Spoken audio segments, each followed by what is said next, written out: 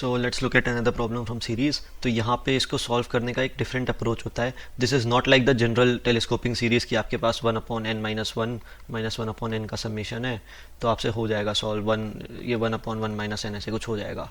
ठीक है, वो नहीं है। इसको सॉल्व करने के लिए you have to use integration.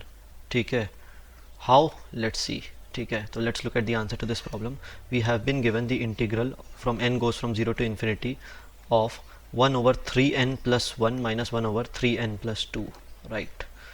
अब मैं एक चीज़ आप लोगों को ऑब्जर्व कराना चाहूँगा। What is the integral from 0 to 1 of x की power 3n dx? It is going to be x की power 3n+1/3n+1 as it goes from 0 to 1, which is going to be 1/3n+1, right? Similarly, I can conclude कि the integral from 0 to 1 of x की power 3n+1 dx is going to be 1/3n+2।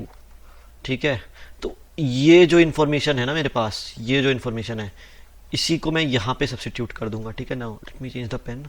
ठीक है, तो what I can say is this implies that the summation as n goes from 0 to infinity of, इसके बदले में integral form में इसको अगर लिख दूँ, फ्रॉम 0 to 1 ऑफ x की पावर 3n माइनस x की पावर 3n+1 dx।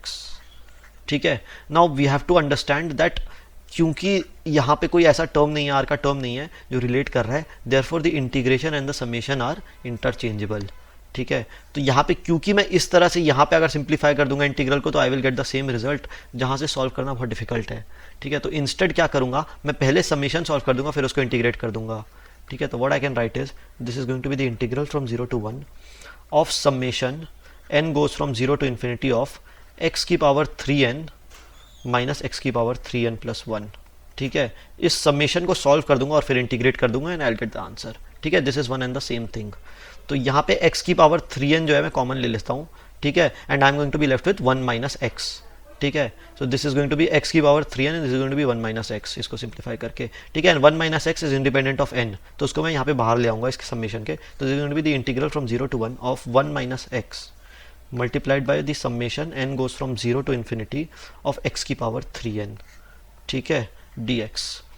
तो x की पावर 3n को मैं क्या लिखूंगा, n goes from 0, तो this is going to be x की पावर 3 की power 0 1 plus x cube plus x की पावर 6 प्लस x की पावर 9 अप टू इन्फिनिटी। ठीक है, तो इसमें मैं gp का फॉर्मूला लगा दूंगा विच इज़ a/1 - r, जो gp का सम होता है। ठीक है, तो a जो है 1 हो गया एंड 1 - r इज यहाँ पे x क्यूब की इक्वल, तो 1 - x क्यूब। ठीक है, so what I am going to be left with is going to be the integral from 0 to 1 of 1 - x upon 1 - x cube dx। ठीक है, और मैं जानता हूँ 1 - x क्यूब को मैं 1 क्यूब - x क्यूब लिख सकता हूँ और a क्यूब - b क्यूब वाला फॉर्मूला लगा दूंगा, तो is going to be 1 - x 1 plus x square plus x, तो वो मैं लिख दूंगा इसको। तो the integral is going to simplify to 1 - x upon 1 - x times 1 plus x square plus x dx। तो इंस्टेड ऑफ समेशन अब मेरे पास एक इंटीग्रल का प्रॉब्लम आ गया है जो मेरे को सॉल्व करना है and I will get the answer. तो this is the integral of 1 plus x square plus x. ठीक है, तो इसको मैं थोड़ा सा सिंप्लीफाई कर दूंगा एंड इसमें कंप्लीटिंग द स्क्वायर लगाते हैं। तो we all know how to solve this kind of integrals, right, the integral of one by quadratic equation, right. तो उस तरह से इसको सॉल्व करते हैं। तो सबसे पहले यहाँ पे मैं इसको 0 से 1 तक ये dx है, इसमें मैं कंप्लीटिंग द स्क्वायर लगा दूंगा। This is going to be x plus 1/2 का होल स्क्वायर माइनस 3/4। तो this is going to be of the for integral of 1/x square minus a square, है ना। तो उसका हम लोग डायरेक्ट कुछ लोग फॉर्मूला याद रखते हैं, इसको मैं integral of x minus a x plus a लिख दूंगा। उसके बाद यहाँ पे मैं जो है या तो पार्शियल फ्रैक्शन लगा सकता हूँ या तो इसको 1/2a से डिवाइड करके यहाँ पे इंटीग्रेट कर दूंगा, integral of 1/x minus a minus 1/x plus a, है ना। और उसको इंटीग्रेट करके मेरा जो फॉर्मूला आ जाता है that is ln of x minus a/x plus a, इस तरह से फॉर्मूला आ जाता है। तो I leave it to the people, to the viewers to solve this problem. अब ये बहुत ईजी प्रॉब्लम बन चुका है and this is going to be the answer. तो फाइनल आंसर जो आता है वो मैं रिपोर्ट कर देता हूँ। फाइनल आंसर आएगा π/3√3 इसको सॉल्व करने पे। ठीक है, तो यू कैन चेक इट कि आपने कैलकुलेशन सही किया है कि नहीं। So that's it for this question.